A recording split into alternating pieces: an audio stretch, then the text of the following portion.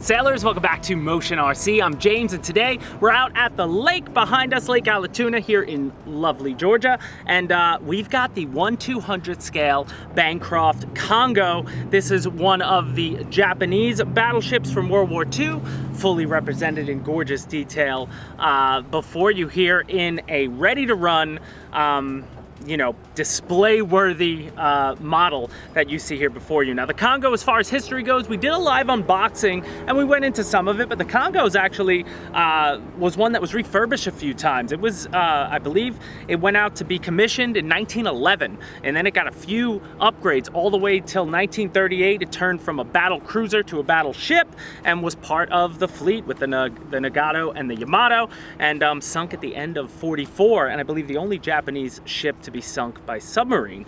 At least that's what Wikipedia was telling me. So very interesting, but all around a beautiful model, smaller than some of the ones you've seen on here, definitely smaller than the Yamato, as all similarly scaled battleships should be, because the Yamato was the biggest one, but beautifully detailed with some awesome features, again, that I went into when we did the unboxing, because when you take this out of the box, it's wrapped up perfectly. As you pull it out, the boat is mostly fully assembled. You just got to put some of the accessories on, like the turrets, which you find a spot. There's a crane that you have to put in there. And of course, your rigging already done, you just have to attach it, across the way. And if you go back to me live, you see the rigging on here, like this piece of rigging will connect over the top of this turret down to the flag, and that has to happen for it to maintain its tautness. And then over here, this rigging down to there. But taking the rigging off, and again, we'll cut to B-roll when we do this. I'm not going to do it here, but the beauty of this, it's magnetic driven. It's a very large canopy that you can take off the top, and when you look inside there, you're going to find a 4-drive motor system, which is great on a boat smaller than some of the other ones. It really moves around, as we'll get to when I'm sailing it here in a minute. But overall, inside you have your ESC and on-off switch and the receiver already pre-mounted. Then it comes with a 2800 2S LiPo, and I just ended up putting it dead center in the middle, and I added about 2 pounds of ballast. We made video on ballasting these boats. This one needed about 1 pound in the front and 1 pound in the back to get it to ballast at the water line, which you always want to make sure on your boat. Usually the water line's always going to be marked by 2 designations with color, so here it's the red and the gray.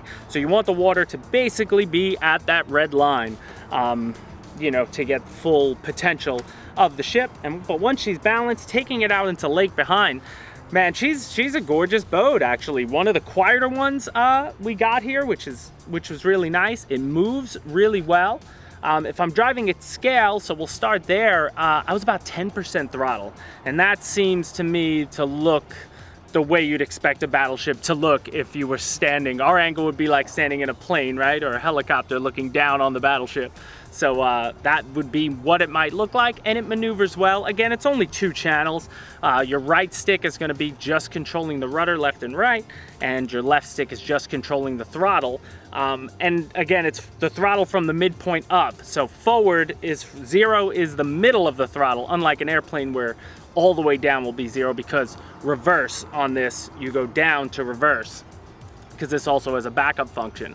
But then bringing the throttle up to 25%, you can see it looks good, and then you bring it up to 50% and you're getting way out of scale, and 100% throttle, which we'll show you a little bit here, is just showing the power it has. It can definitely move a lot faster, and you could whip it around and have some fun with. But if you're getting this to take it out in the water or just to display on your shelf, you're going to probably want to make sure it can drive scale, and it certainly can.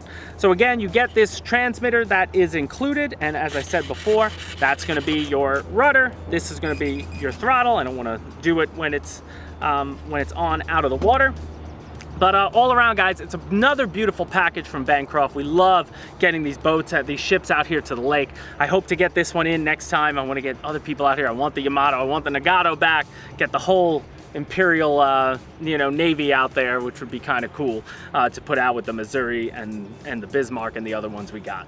But guys, if you have any more questions about the Kongo here before you, please drop them in the comments down below. Hit the like button if you want to see more ships. We have a couple more here that we're excited to do, so let me know which one you want to see next. We'll try to accommodate that. But overall, man, just another awesome one. Link to it is in the description. Thank you all so much for watching, and we'll see you next time at Motion RC.